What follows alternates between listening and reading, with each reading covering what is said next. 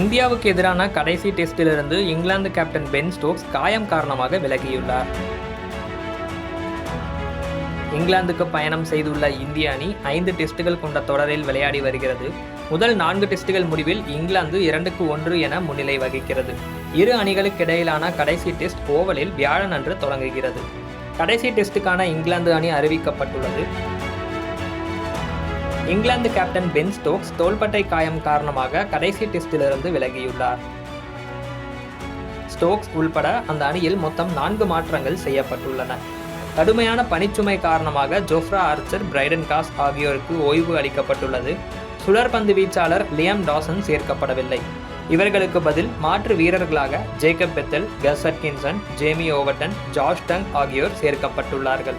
Stokes இல்லாததால் ஆலி Pope captain பொறுப்பை ஏற்கிறார்.